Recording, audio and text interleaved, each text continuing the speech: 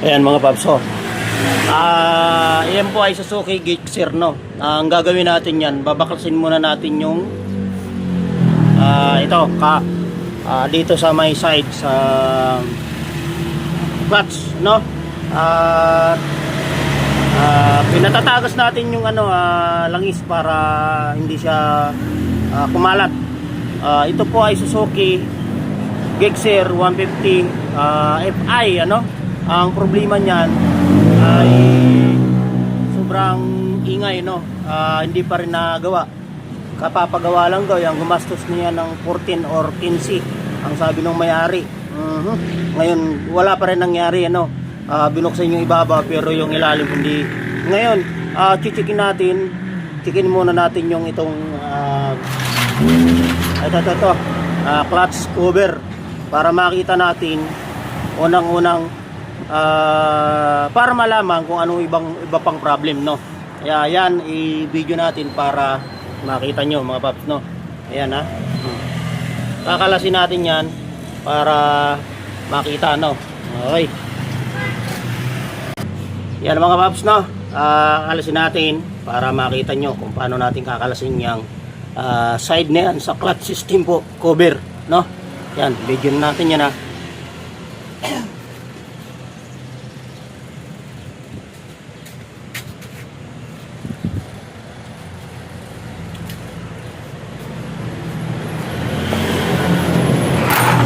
Yan mga pap, no. Ito muna kakalisin natin yung bolt na yan. At ito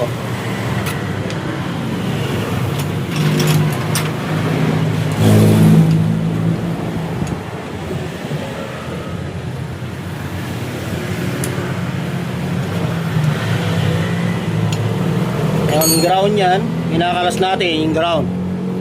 Ayan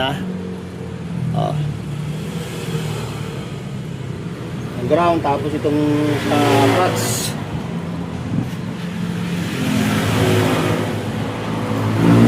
Discard dyan, ibabalik niyang yung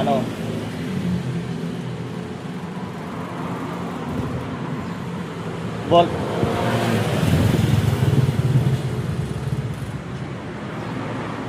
para hindi mawala, no.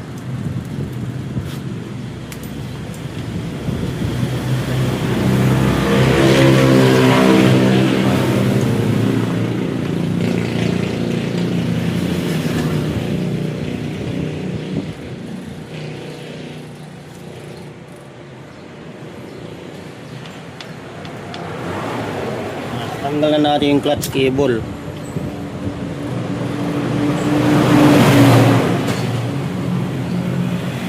Ayan na. Next natin,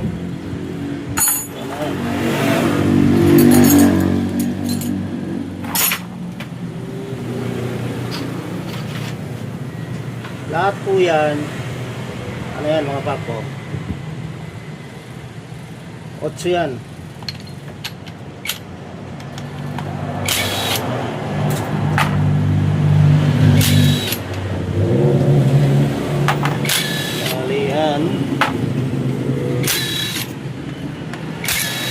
May mahaba dyan, may maiksi, no. Wag po kayong malilito.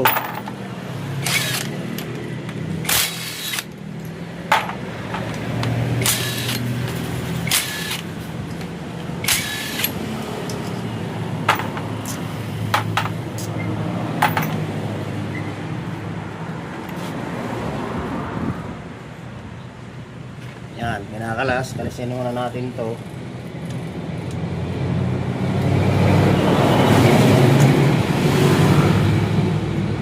Yan, gusto po kasi mahaba. Walang mahaba, hindi yan ibalik. Huwag na, hindi natin babalik. Next, ito may tornilyo yung sa ilalim.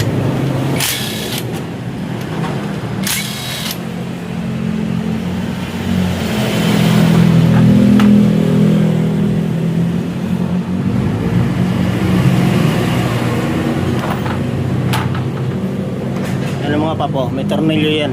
Nasa ilalim tornilyo niyan, ayan. Ayan diba? Wag po kayo malilito. Wag agad kalas agad. Kasi baka mabiyak.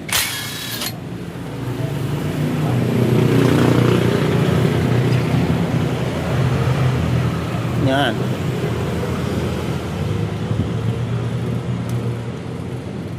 Sama na yan, malambot na yan eh. Ngayon, kuha tayo ano. Yan. Yan na, kakalasin na natin yan mga paps, no? Pag kalas nyan, na ito, yan, no? Yan. Ibibigit nyo po kasi nakasabit yan. Ay, tingnan mo mga paps. Ibig sabihin, ang motor nito natuyuan. Yan. Pag ganyang kaitim mga paps, talagang wala na yan.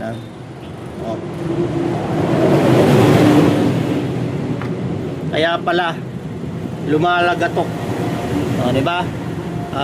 Kailangan talagang marunong mag-trouble. Ano? Talagang walang mangyayari mga pap. Enough overhaul daw, gumastos ng 14 or 16, wala rin nangyari. Pag ganyan mga pap, ibig sabihin natuyuan yan. Maitim na. Nangitim na yung engine. Kaya maaaring umaalog ang sigunyal nito. Yan. Babaklasin. Tita timing, no? Ayan, di ba? Kaya kung may mga gixer kayo na ganito problema, sigurado yan, sigunyal yan. Kasi nga po, pag ganito kaitim, matik na. Overhaul talaga yan, no? Kaya yan, mga pap, ingat, no? Uugaliin natin, i-check ang langis. Kung natutuyan o hindi. Puro gamit lang po talaga, natutuyan yan. Pati damper naalog.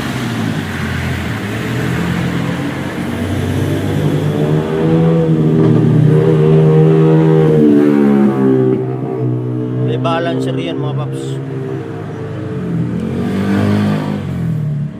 Ayan ayan, nakita nyo na. Babaklasin natin muna tong clutch. Yan, tabi muna natin to. Ayan, karoon ng durog-durog strainer. Yan ang strainer niyan, no? Yan. Yan babaklasin na natin itong mga anong ito para makita pa ang ibang problem, ano? Ito naman. Ito, 8 ito, pag binaklas yan, diretso na yan mga paps. Napakita ko.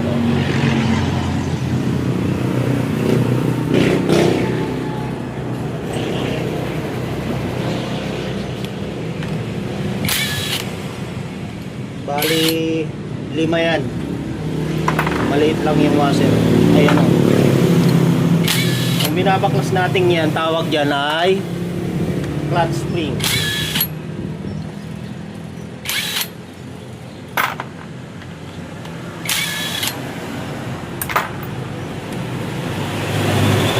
Clutch up, clutch push. Babaklasin natin. Tubigas na mga lods.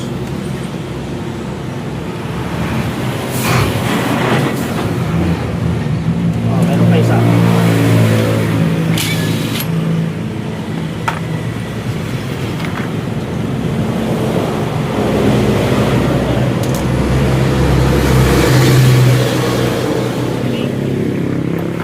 Ito, huwag kalilimutan. Talagang siya naghahatak, no? Sa clutch. Baklasin na natin to. Malilimutan kung saan nakaharap. Yung magaspang, yung matulis pa harap dito. No, ayan o.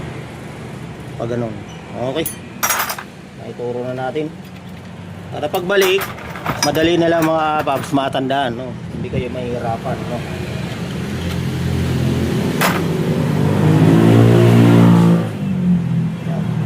Yan. Para mapaklas yan, dito, may tamang ano pa yan, no?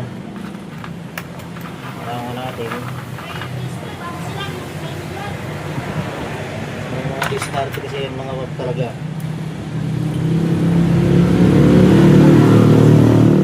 19mm yan. Ganyan.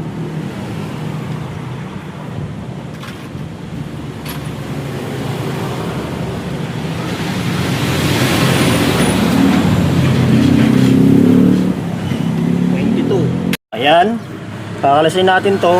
Ito, bali ano yan, no? 22mm yan, no? O, ayan, no?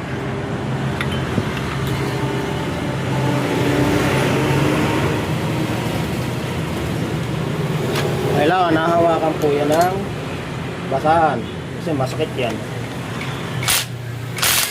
Ayan, malambot nga lang pala, tanggal agad. Ayan, may washer yan. Bali dalawang washer, oh. Yung washer, isa makapal sa ano, tapos isa na ganyan. Lalo na. Yan na, may washer uli. Ayun yung washer niyan uli, oh. Ilalim naman to, nakataob. Diba? Huwag niyong kalilimutan yan mga paps. Ayun, ito naman may ano yan, gusto mong isalpak dito, diba?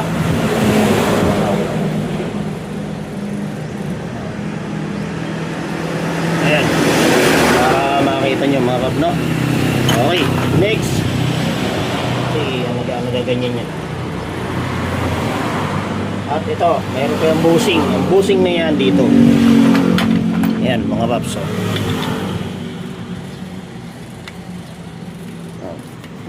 Yan sa loob na yan. Yan bushing, no? Oh. Yan. May washer. Washer, oh. Ang washer niya.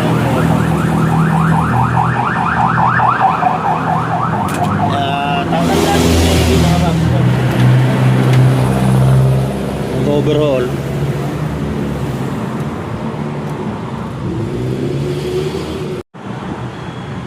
Oh, ayan mga paps, no?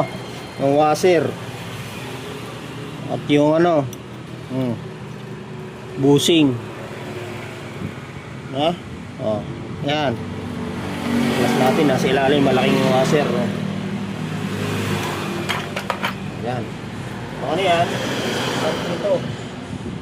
Bali, tingnan natin to.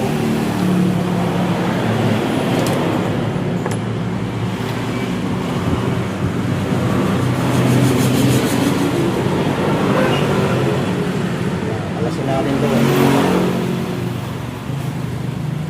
para itimim naman to. Engine oil pump. Ayan, ayan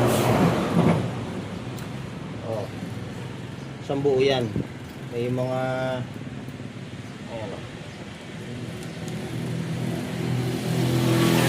lang natin to mga anong ito.